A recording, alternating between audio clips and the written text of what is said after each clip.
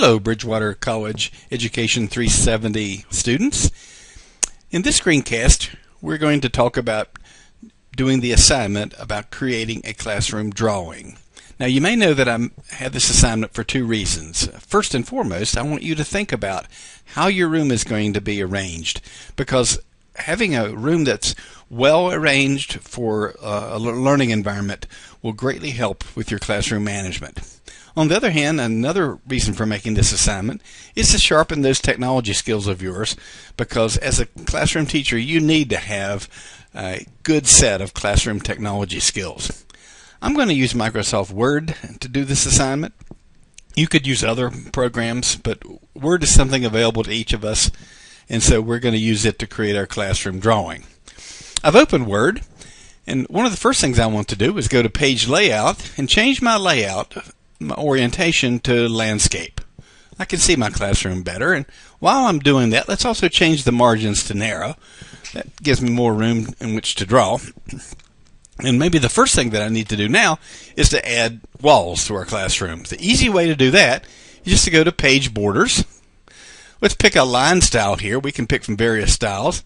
Maybe I'll pick that style. And I'll just click. Notice I've said box is what I want to use here. And sure enough, I put up my hypothetical classroom walls. Now we need to add doors and windows, and more importantly, where our whiteboards are going to be, where our projection screen is going to be, classroom desks, and so forth. Now, I'm a math teacher, so the way I set up my room may be a little different than the way you would set up your room, but that's okay. I don't expect you to copy my room layout. Okay. What I want to do now is to mark the door, and to do that I'm going to go to the Insert menu. I'm going to come to Shapes, and I'm going to pick a line. I'm simply going to put a line over here to mark the door. I'm going to assume that my door is in near this corner up here, which would be typical for a classroom.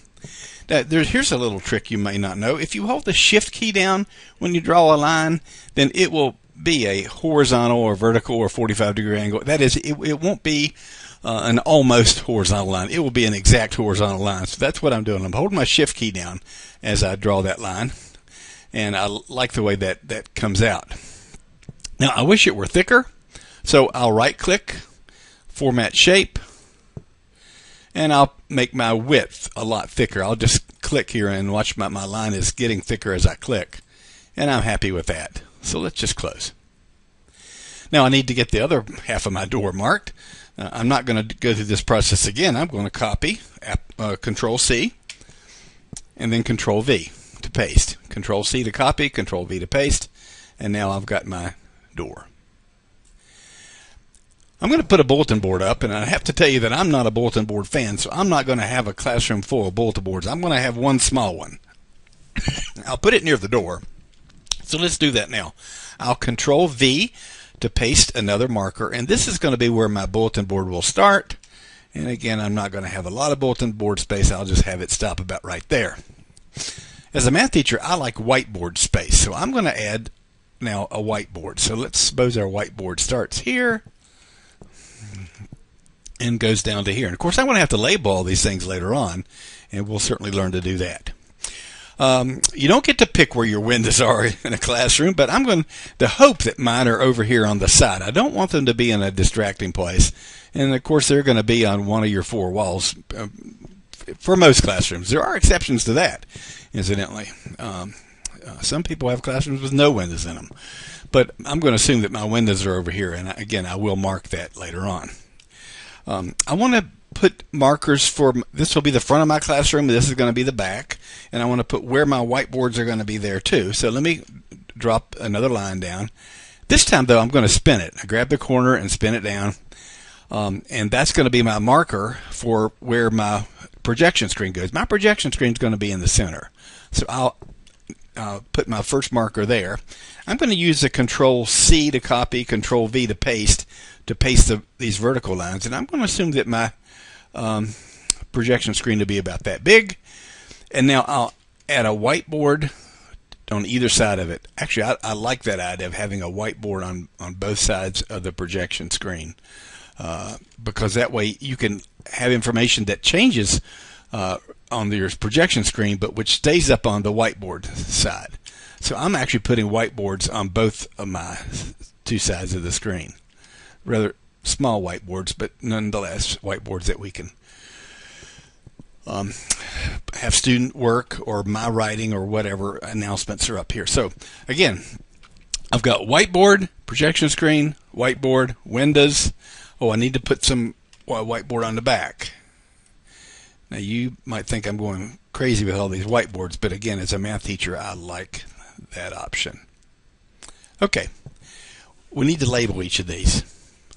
I'm going to label work at the end after I've got it all done so that I can label it at one time. So what I'd prefer to do at this point is to put some desks in. So let's put a student desk in. I'm going to go to my insert menu again, come to shapes. I'm going to use this icon right here. It's a trapezoid for a student desk. Now when I do, I'm going to draw a desk. Maybe I'll draw one like about that size, okay? It's a student desk. I'm going to use my Control-C, Control-V option to get my second desk. I'm going to put them in rows. You may prefer a different arrangement, but I'm hoping that desk is big enough, incidentally, that a student could have a laptop or an iPad on, because certainly I would want to use those in my classroom. So now I've got one row. If you're a nut on having things lined up perfectly, watch how I do this. I click on the first one, hold the Shift key down, click on the second, third, and fourth. So I've highlighted all 5 of these. Okay, I've got all 5 highlighted. So I'm going to right click. I'm going to come to More Layout Options. This time I'm going to say I would like them to be aligned to the left.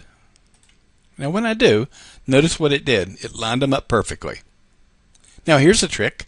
Right click, come to Group, and say Group these. So now I've got a whole group of these that behave as one. And of course the advantage of that is that now I can copy and paste the whole group, and I can very quickly get multiple rows here for my classroom. I'm just doing Control-V to paste. So now I've got 5 rows of 5 desks, which would be plenty for a classroom. In fact, I would hope not to have more than that in my math classroom. You never know, though. Actually, I'm not going to be real happy with having them in perfect rows, and you're going to see in a minute. I'm going to make some minor adjustments to this. How about if I scoot this one over just a little bit and scoot this one over a little bit and so forth, just to give me a little bit more space. It's important that I keep a lot of space so that I can walk through these rows to see how students are doing. I'm going to ungroup the ones on the outside. I right click, come down to Group and say Ungroup, and I'm actually going to move 3 of these off to the side a little bit, and 2 of them up to here a little bit. In other words, I'm going to create more of a desk. I might even spin these. If you grab the green just a little bit, you can spin them. So I'm going to tilt that one in just a little bit. Just a little bit. Again, I'm trying to create the focus toward the front. I didn't mention this, but one advantage of these trapezoid desks is that you can slide them together and create rows and so forth. I'm going to do the same over here. Okay, so I've got my classroom arranged pretty much the way I want it. Not perfect, but good enough. You can see the focus is now toward the front of the room. I need to put my own desk up here, so let's do that now. I'm just going to go back to my Insert, Shapes, and pick Rectangle. So I'll just pick a rectangle, and I'll put my desk up here in front. Some teachers like to have their desk in the back. It's 6 of one, half a dozen of the other. I like to have mine up front, so I'm going to put mine up here. Actually, in many classrooms, you're not going to have much choice. It may surprise you about where your desk goes. You may like to have it in the center, and a lot of schools aren't going to want you to, because there are going to be wires running to your desk. There will be computer cords. There'll be electric cords. And so typically schools want the teacher desk to be near the wall somewhere. Okay, that's my teacher desk. Another thing that I hope to have in my classroom would be computer desks. So I'm going to do that now. I'm going to add some computer desk. Let's insert a shape, and it's going to be How about if I just pick a different kind of rectangle so I can recognize that this is a computer desk? Maybe this one, okay? And so I'll put a computer desk here at the back. Maybe one here. I'll copy and paste, and I wish it were that easy to add computers just to copy and paste. Unfortunately, they take a little bit of money. But in an ideal world, I would have a number of computer workstations at the back of my room that we could use in teaching math. Okay, now I need to make some labels. And to do that, I'm going to just insert a text box. So I choose Insert Text Box. And I'm just going to pick a normal text box like this. And so all I have to do is to type. I'm going to type Smartboard, because that's where I would like to have up here at the front. I'm going to highlight, make that a little bit bolder. So how about if I change my font on this to maybe size 16, and I'll squeeze it in just a little bit. So that's my smartboard. Oops, I don't like the box around that. So how about if I right click and format my box, my shape again. I'm going to say no line color, no line, because I don't want that line to be there. Okay. Now, instead of having to do this over and over again, I'm simply going to copy and paste this text box. Then I'll move this over to here and change the writing from Smartboard to whiteboard.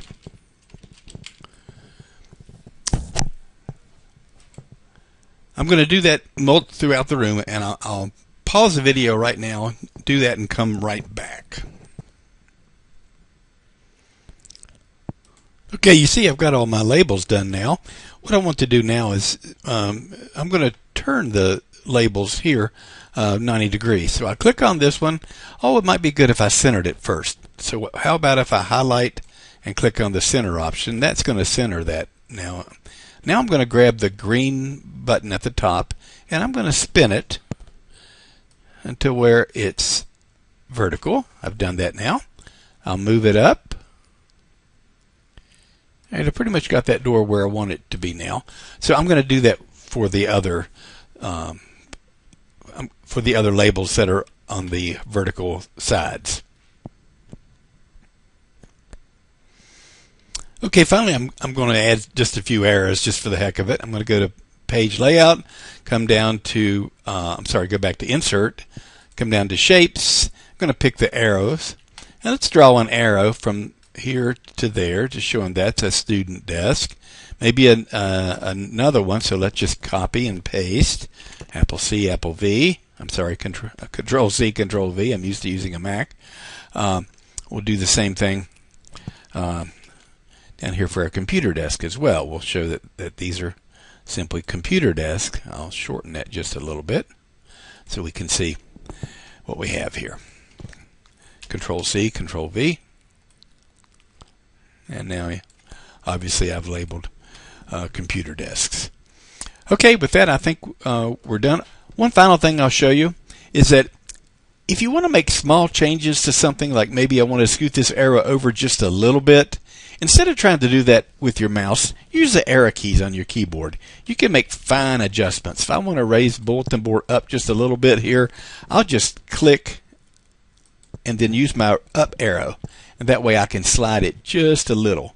The keys on the keyboard, the arrow keys, enable you to make fine-tuned adjustments. Okay, the only thing I need to do now is go up to File and save this, and then upload to Moodle, and my project would be done. Hope this has been helpful.